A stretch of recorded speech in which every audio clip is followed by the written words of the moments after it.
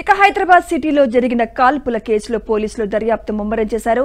ఇప్పటికే main criminal తో పాటు 2 అనుచరులను కూడా పోలీసులు అరెస్ట్ చేశారు. అయితే కాల్పులకు ఉపయోగించిన తుపాకులు ఎక్కడి నుంచి వచ్చాయనే కోణంలో పోలీసులు దర్యాప్తు చేస్తున్నారు.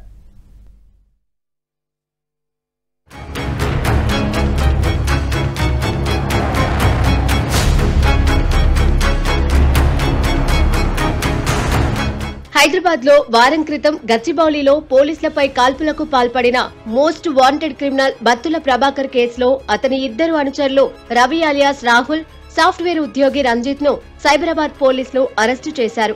వీరిద్దరూ తరచుగా ప్రభాకర్ తో తిరుగుతూ జల్సాలు చేస్తూ లగ్జరీ జీవితాన్ని అనుభవించేవారని పోలీసులు గుర్తించారు.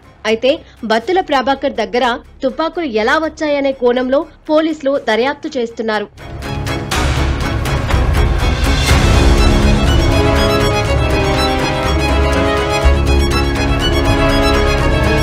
తుపాకుల కొనుగోలుపై ప్రభాకర్ ను విచారణ చేయగా రంజిత్ సహకారంతోనే బీహార్ కు వెళ్లి అక్కడ మొత్తం 3 తుపాకులు కొనుగోలు చేసినట్లు తేలింది. వాటి కొనుగోలుకు 2 సార్లు బీహార్ వెళ్లిన ప్రభాకర్, రంజిత్ తుపాకుల కోసం 6 లక్షల రూపాయల వరకు ఖర్చు చేసినట్లు తెలిసింది.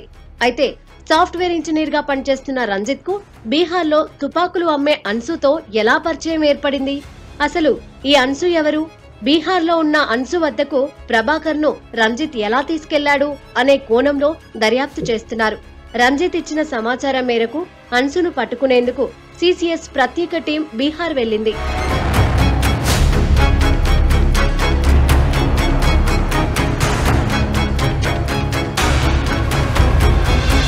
పోలీసులపై కాల్పులకు పాల్పడిన సమయంలో క్రిమినల్ ప్రభాకర్ వద్ద 2 తుపాకులు ఉన్నట్లు పోలీసులు గుర్తించారు.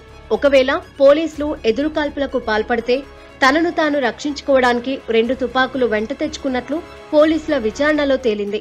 అయితే సిసిఎస్ కానిస్టేబుల్ వెంకట్రెడ్డి నిందితుడిని పట్టుకున్న వెంటనే ప్రభాకర్ తన వద్ద ఉన్న తుపాకీతో కానిస్టేబుల్ ఛాతీపై తుపాకీ పెట్టాడు.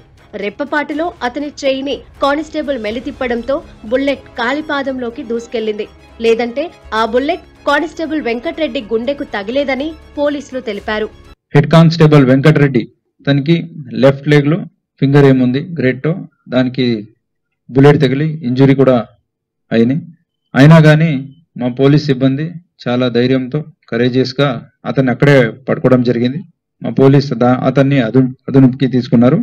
అతని నుంచి 2 revolver country made weapons 25 rounds లో దాంట్లో 2 కాల్చాయి కాబట్టి 23 రౌండ్స్ అక్కడే దొరికినాయి.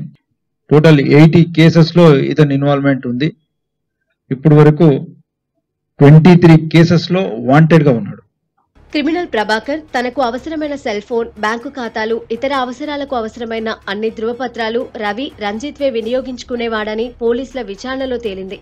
ప్రభాకర్ తన ఐడెంటిటీని ఎక్కడా గుర్తించకుండా ముఖానికి మాస్క్ పెట్టుకునేవాడని, స్కోడా కారును సైతం రంజిత్ పేరుతోనే కొనుగోలు చేశాడని పోలీసుల విచారణలో తేలింది.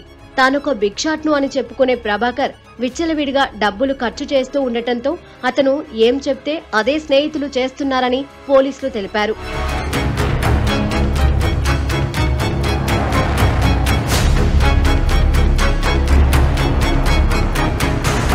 పబ్లో కాల్పుల ఘటన తర్వాత పోలీసులు బత్తుల ప్రభాకర్ కేసును ప్రతిష్టాత్మకంగా తీసుకున్నారు. అసలు బత్తుల ప్రభాకర్ నేర చరిత్రపై పోలీసులు ఆరా తీస్తున్నారు.